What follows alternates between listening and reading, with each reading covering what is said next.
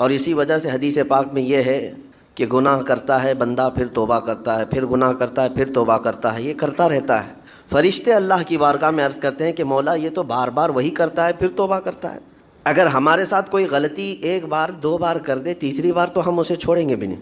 انسانوں کی طبیعت تو یہی ہے، لیکن بندہ جب بار بار ایک خطا کرتا ہے اور پھر توبہ کرتا ہے، پھر خطا پھر توبہ، تو فرشتے جب اللہ کی بارگاہ میں یہ عرض کرتے ہیں کہ مولا یہ ہر بار یہی کرتا ہے، تو جانتے ہیں پروردگار عالم کیا فرماتا ہے؟ ارشاد فرماتا ہے، اے میرے فرشتوں، میرا بندہ مجھے رحمان سمجھتا ہے اس لیے بار بار توبہ کرتا ہے، مجھے وہ ارحم الراحمین سمجھتا ہے، ورنہ کون بار بار اللہ تبارک و تعالیٰ کی بارگاہ میں دروازہ کھٹکھٹاتا؟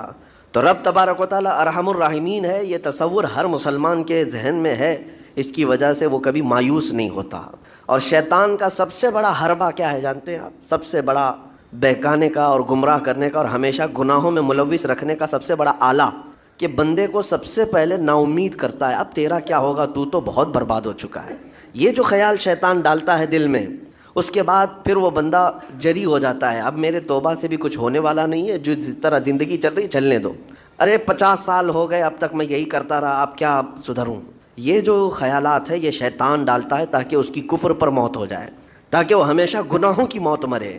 نا امیدی جو ڈالتا ہے شیطان، اب میرے ساتھ کچھ ہونا نہیں ہے۔ نہیں میرے عزیزو، رحمت عالم صلی اللہ تعالیٰ علیہ وسلم کی بارگاہ میں کیسے کیسے لوگ آئے اور ارحم الراحمین نے ان کی توبہ قبول کی۔ آپ کو ایک بات میں بتاؤں، سیدنا عمر ابن خطاب رضی اللہ تعالیٰ عنہ کا دور ہے۔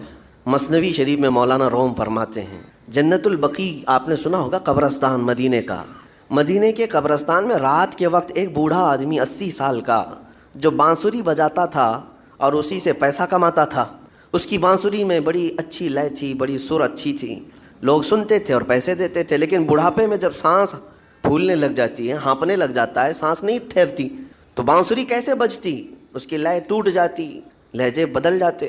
بوڑھا آدمی، اب اس کی بانسری سننے کو کوئی آتا نہیں تھا اور پیسے ملتے نہیں تھے، تھک ہار کر کے وہ آیا، رات کا وقت تھا، جنت البقیع قبرستان میں، 80 سال کی عمر کا ہو گیا ہے، اس نے بانسری توڑ دی، کہا زندگی بھر جس چیز سے میں کماتا تھا اب میری سانسوں نے جواب دے دیا، جسم پھولنے لگا ہے، سانس زیادہ آنے لگ گئی ہے، اب میرا کھانا پینا کیسا چلے گا؟ خیر ارحم الراحمین، ہوں تو تیرا ہی بندہ، میرے اہل و عیال نہیں، میرے رشتہ دار نہیں، مجھے اگر تو بھوکا مارنا ہے تو اسی قبرستان میں مار دے، یا اگر میری زندگی باقی ہے تو میرے رزق کا انتظام کر دے۔ وہ رو رہا تھا 80 سال کی عمر میں۔ جب بندہ لاچار و مجبور ہوتا ہے تو پروردگار کو ہی یاد کرتا ہے۔ جانتے ہیں عمر ابن خطاب رضی اللہ تعالیٰ عنہ امیر المومنین مسجد نبوی میں تھے اور ان کی آنکھ لگی تھی، خواب میں رسول پاک صلی اللہ تعالیٰ علیہ وسلم تشریف لائے، کہا عمر اللہ کا حکم ہے جنت البقیع میں جاؤ، ایک بھوکا آدمی کھڑا ہے، اپنے گھر سے کھانا لے جاؤ اور اس کی ضرورت کا انتظام کرو۔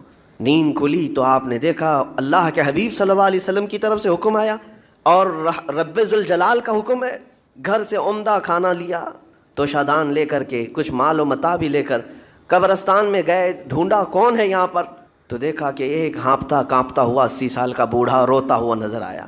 امیر المومنین اپنے ہاتھ میں توشادان لے کر اس کے قریب گئے، کہا تو بھوکا ہے؟ کہا ہاں بھوکا ہوں، بیٹھ چل میں تجھے کھلاتا ہوں۔ دسترخوان بچھا کر اسے اپنے ہاتھوں سے کھلایا اور اسے اپنی ضرورت کے مطابق جو ضروریات تھیں اس کی ضرورت کے مطابق وہ ساری چیزیں دی۔ وہ بوڑھا پوچھتا ہے آپ کون ہیں؟ حضرت عمر فاروق نے کہا میں عمر ابن خطاب ہوں۔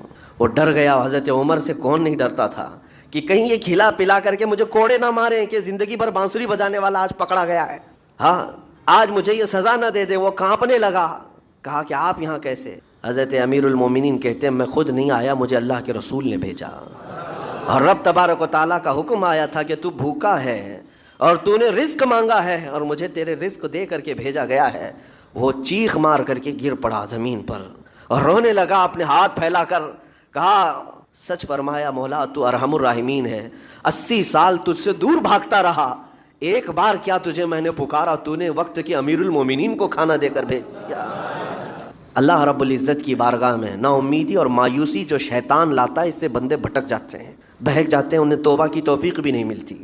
اسی لیے میرا مولا فرماتا انا عند ظن عبدی بی، رب تعالیٰ فرماتا میرا بندہ میرے بارے میں جیسا گمان کرتا ہے میں اس کے ساتھ ویسا سلوک کرتا ہوں۔ تم کیا گمان کرتے ہو؟ وہ سخت پکڑ کرے گا، ابھی مار ڈالے گا، وہ غفار ہے، قہار ہے، جبار ہے، لیکن ساتھ میں وہ ستار بھی ہے، وہ رحمان بھی ہے، رحیم بھی ہے۔ اگر رب تبارک و تعالیٰ ہر چیز پر پکڑ کرتا تو ہمارا تو جینا ہی نہیں تھا، یہاں پر اتنے گناہ ہو چکے۔ اور وہ رب تعالیٰ فرماتا وسعت رحمتی کل شیء، میری رحمت نے ہر چیز کو گھیر رکھا ہے۔ اللہ رب العزت بندوں کو معاف کرنے کا اظہار زیادہ فرماتا ہے۔ اور جانتے ہیں آپ، گناہ جب عام ہوتے ہیں، میں آپ کو اپنے گھر کی بات بتا دوں، میرے گھر میں آپ 4 دن کے مہمان بن کر کے آئے ہیں، کبھی میری کھڑکی توڑ رہے ہیں، کبھی دروازہ توڑ رہے ہیں، کبھی ہمارے گھر کے برتن پٹک رہے ہیں، کبھی فرشی اکھاڑ رہے ہیں، کب تک برداشت کروں گا؟ آپ کو نکال کر باہر کر دیں گے، مہمان نہیں، یہ بلا ہو گئی ہے، گھر سارا اجاڑ رہا ہے۔ ایک چیز پر چھوڑ دیا جائے، 2 چیز پر چھوڑ دیا جائے، یہ انسانوں کی فطرت ہے، انسانوں کی فطرت۔ لیکن رب کائنات اپنی کائنات میں ہم بندوں کو اتارا ہے، ہم نے کیا نہیں بگاڑا؟ اپنے گناہوں سے اس کی زمین کو لال کر دیا، ہاں اس کی نافرمانی سے ہم نے اس کائنات کے رنگ کو بدل دیا، کھلے عام گناہ، ننگا پن، بے حیائی، عیاشی، سب کچھ ہوتا رہا۔ اس کی کائنات ہے، اس کی زمین ہے، اس کی سلطنت ہے۔ اور ان گناہوں کی وجہ سے جانتے ہیں آپ، سمندر اللہ کی بارگاہ میں عرض کرتا ہے کہ مولا تو مجھے اجازت دے دے، میں ایسی طغیانی لاؤں گا کہ یہ سب ہلاک ہو جائیں گے۔ ہوائیں اللہ سے اجازت مانگتی ہیں، تو مجھے شدت دے دے، میں اتنا تیز اڑاؤں گی کہ ان کے پرخچے اڑ جائیں۔ لیکن جانتے ہو اللہ کی طرف سے جواب کیا آتا ہے؟ سمندر کو بھی رب تعالیٰ فرماتا، ہواؤں کو بھی کہتا ہے رب تعالیٰ رک جاؤ، میں میرے بندوں کے انتظار میں ہوں، میرے بندوں کی توبہ کے انتظار میں ہوں کہ میرے بندے میرے پاس لوٹ آئیں گے۔ اسی لیے اللہ کے حبیب صلی اللہ تعالیٰ علیہ وسلم ارشاد فرماتے ہیں، اللہ تعالیٰ کو سب سے زیادہ خوشی کس بات کی ہوتی ہے جانتے ہیں؟ رب تعالیٰ اپنے بندوں سے کب خوش ہوتا ہے؟ مثال دے کر کے میرے آقا نے فرمایا، مثال دے کر سمجھایا۔ صحرا میں، ڈیزرٹ میں ریتیلے میدان ہوتے ہیں، اس کا سفر بڑا ڈینجر ہوتا ہے۔ آج بھی ڈیزرٹ ہیں بہت سارے، سہارا ڈیزرٹ کا نام سنا ہوگا آپ نے۔ ہم گئے ہیں 200-250 کلومیٹر تک آپ چلتے رہو گاڑی، نہ ایک درخت نظر آتا ہے، نہ پہاڑ نظر آتا ہے، نہ گھر نظر آتا ہے، کچھ بھی نہیں۔ اس طرف میدان ریت کا اور آسمان لگا ہوا دکھتا ہے، ادھر بھی آسمان، تنہا ہم اکیلے نظر آتے رہتے ہیں۔ صحرا کا جو سفر ہوتا ہے بہت کٹھن ہوتا ہے۔ نبی پاک صلی اللہ تعالیٰ علیہ وسلم مثال دیتے ہوئے ارشاد فرماتے، ایک بندہ اپنی اونٹنی لے کر، اس پہ ساز و سامان لے کر کھانے پینے کا صحرا کے سفر پر تھا، اور صحرا میں کھانا پانی بہت مقدار میں لی جاتی ہے کیونکہ کچھ ملتا نہیں، اور جلد سے جلد وہاں سے سفر گزار کر کے آنا۔ ایک بار اگر راستہ بھٹک گیا موت ہو جاتی ہے، وہاں پہ راستہ ملے گا نہیں، جس طرف بھی جاؤ تو لگے گا سیدھا ہی چل رہا ہوں، ڈائریکشن ہی نہیں پتا ہوتے صحرا میں۔ حضور پاک صلی اللہ علیہ وسلم فرماتے ہیں، ایک بندہ صحرا کے سفر میں اپنی اونٹنی کے ساتھ ساز و سامان لے کر سفر پر تھا، بیچ راستے میں اسے نیند آئی، سویا، سو کر کے اٹھا تو دیکھا اس کی اونٹنی ساز و سامان کے ساتھ غائب ہے، صحرا میں، بیچ صحرا میں۔ اب جو سواری تھی وہ غائب ہے، کھانا پانی تھا وہ غائب ہے، کچھ نہیں ہے ساتھ میں۔ گھبرا گیا، پریشان ہوا، اپنی اونٹنی کو ڈھونڈتا ڈھونڈتا تھک گیا، کبھی ادھر کبھی ادھر، کبھی ادھر کبھی ادھر، ہر جگہ کہیں کوئی نشان نظر نہ آئے۔ اور جب سواری نہیں ہے تو اب کئی 100 کلومیٹر کا بغیر کھانے پینے کے کیسے سفر کرتا؟ تھک ہار کر کے دوسرا دن ہو کہ تیسرا دن ہو، ایک جگہ وہ بندہ سو گیا، پھر سے سو گیا، اب راستہ بھی نہیں ملتا۔ سویا تو نیند سے اٹھا جب تو دیکھا اس کی اونٹنی بھی موجود ہے، اس کا ساز و سامان بھی ہے۔ یہ مثال ہے، یہ مثال ہے۔ میرے آقا صلی اللہ علیہ وسلم صحابہ سے اب پوچھتے ہیں، اے میرے صحابہ بتاؤ، اس بندے کو جو صحرا میں گمشدہ اونٹنی جس کی مل جائے اسے خوشی کتنی ہوگی؟ صحابہ کہتے ہیں یا رسول اللہ اس کی تو جان میں جان آ گئی ہوگی، کیونکہ وہ جانتے تھے صحرا کا سفر کیا ہوتا ہے۔ کہا سب سے زیادہ اسے خوشی ہوگی کہ اس کا کھویا ہوا سامان مل گیا، کھوئی ہوئی سواری مل گئی۔ میرے آقا صلی اللہ علیہ وسلم فرماتے ہیں، گمشدہ اونٹنی کے ملنے پر جیسے اس مسافر کو خوشی ہوئی، اس سے کئی زیادہ بڑھ کر کے رب تعالیٰ کو اس وقت خوشی ہوتی ہے جب ایک گنہگار بندہ واپس توبہ کر کے اس کی بارگاہ میں آتا ہے۔ رب تعالیٰ کی بارگاہ میں جب بندہ پلٹ کر کے آتا ہے، رب تعالیٰ فرشتوں پر اس بندے کو دکھا کر رشک کرتا ہے، ارشاد فرماتا ہے میرا بندہ میرے پاس آ گیا، میرا بندہ میرے پاس آ گیا ہے۔ میں نے قرآن پاک کی وہی آیت تلاوت کی ہے جس میں اللہ تعالیٰ فرماتا ہے والذین اذا فعلوا فاحشۃ او ظلموا انفسهم ذکروا اللہ فاستغفروا لذنوبہم۔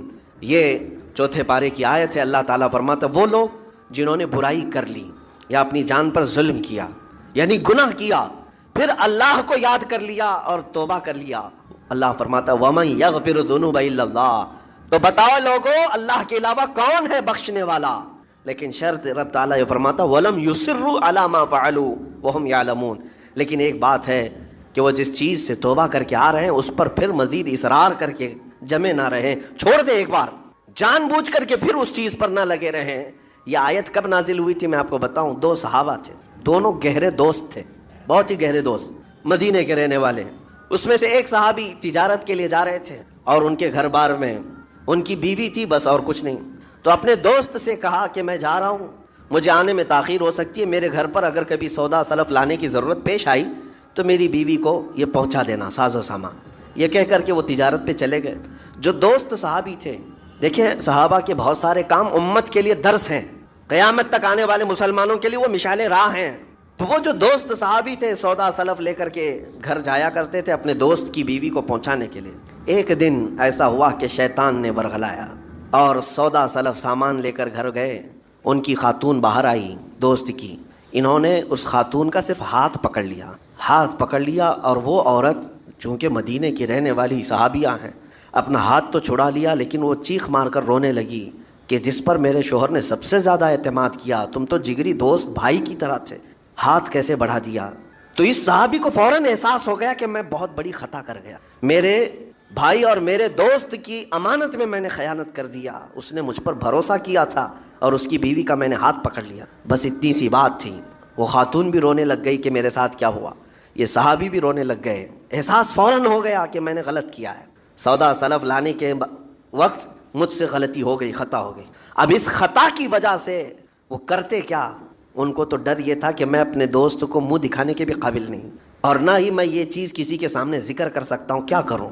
تو مدینہ چھوڑ کر کے چلے گئے پہاڑیوں میں، اور بغیر کھانا پانی سب کچھ بھی نہیں تھا، پہاڑیوں کے بیچوں بیچ رہنے لگے اور صرف روتے تھے اور گر جاتے تھے، اور کمزوری آ گئی جسم میں، اٹھنے پھرنے کی بھی طاقت نہیں تھی۔ اب وہ دوست ان کے صحابی تجارت سے واپس آئے، گھر میں آتے ہی ان کی خاتون نے بتا دیا کیا معاملہ پیش آیا۔ وہ بہت جلال میں آئے اور کہا کہ میرا دل ٹوٹ گیا، آج میری کمر ٹوٹ گئی، جس کے ساتھ ہم نے پوری زندگی بتائی آج اس نے میری عورت کے ساتھ ایسا کیسے کیا؟ بہرحال انسان ہے، خطا ہوتی، انسان ہے، بھولنا اور خطا کرنا اس کی عادت ہے۔ اب ان کو دل میں تو بہت تکلیف ہوئی، کروں کیا؟ لیکن وہ صحابی تھے، انہوں نے کہا یہ معاملہ سیدھے حضور پاک کی بارگاہ میں رکھتا ہوں، کہا کہ میں سزا دوں گا یا پھر جو ہے ان کے لیے جو قرار واقعی چیز ہوگی وہ دلا کر رہوں گا۔ بارگاہ مصطفیٰ صلی اللہ تعالیٰ علیہ وسلم میں تشریف لائے، عرض کیا کہ آقا ایسا ہو گیا، میرے معتمد ساتھی نے میرے گھر میں ایسا معاملہ کر دیا۔ نبی پاک صلی اللہ تعالیٰ علیہ وسلم غمگین ہو گئے کہ ان دونوں کے درمیان ایسا کیسے ہو گیا۔ پھر تھوڑی دیر کے بعد رحمت عالم صلی اللہ علیہ وسلم جو غیب داں نبی ہیں، ہر چیز کو جانتے بلکہ اپنے امتیوں کے احوال سے باخبر رسول ہیں، نبی پاک صلی اللہ تعالیٰ علیہ وسلم اپنے اس غریب صحابی کے حالات معلوم کیے، پتہ چلا کہ وہ تو گھر بھی چھوڑ دیا، مدینے بھی چھوڑ دیا، پہاڑیوں میں جا کر کے پناہ لے کر کے اکیلا تنہا رہ رہا ہے۔ اللہ کے نبی صلی اللہ تعالیٰ علیہ وسلم اپنے اس غریب امتی صحابی کے حالات معلوم کرنے کے بعد اللہ کریم کی بارگاہ میں عرض کرتے ہیں کہ مولا تو فیصلہ سنا دے۔ اللہ تعالیٰ نے آیت نازل فرمائی، جو آیت میں نے آج آپ کے سامنے تلاوت کی۔ اللہ تعالیٰ فرماتا ہے والذین اذا فعلوا فاحشۃ او ظلموا انفسهم، جن لوگوں نے گناہ کر لیا یا اپنی جان پر ظلم کیا ہے، پھر ذکروا اللہ فاستغفروا لذنوبہم، اللہ کو پھر جلدی یاد کر لیا اور توبہ کر لیا، رب تعالیٰ فرماتا ومن یغفر الذنوب الا اللہ، محبوب بتاؤ اللہ کے سوا کون ہے گناہوں کی بخشش کرنے